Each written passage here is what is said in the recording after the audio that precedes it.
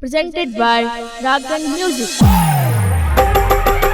भेल कमल जब से बरका के बरका के पीछे पड़ म्यूजिक डायरेक्टर डीजे लाल बाबू राजा। हे गई छौरी अब बैची करा हे गई बैची करा हे गई छौरी अब बैची करा हे गई बैची करा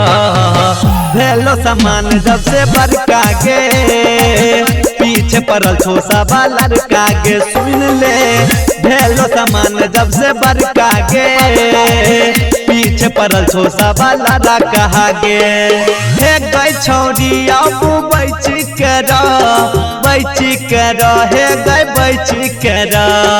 हे गई छौरी अब बैची करा हे गई बैची करा भेलो सामान जब से बरका गे पीछे पड़ल छोसा वाला लड़का गे सुन ले भेलो सामान जब से बरका गे पीछे पड़ल छोसा वाला लड़का गे भेलो सामान जब से बरका गे पीछे पड़ल छोसा वाला लड़का गे भेलो सामान जब से बरका हाँ चलै छै जब रास्ता पछौरी दुनू फूला बना डोलै छौ हे गए चलै छै जब रास्ता पछौरी दुनू फूला बना डोलै छौ सब छौरा छै रंगदार गे कर देतौ सीधे आर पार गे हे गई छौरी अब बैची करो हे गई बैची करो छौरी भेलो सामान जब से बरका गे पीछे पड़ल छोसा वाला लड़का गे हे गए भेलो सामान जब से बरका गे पीछे पड़ल छोसा वाला लड़का गे भेलो सामान जब से बरका गे पीछे पड़ल छोसा वाला लड़का गे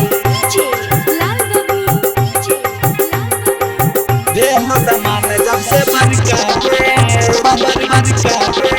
हाँ टाइट तोहर सामान कर देतौ ढीला गे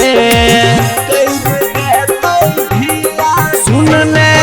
टाइट तोहर सामान कर देतौ ढीला गे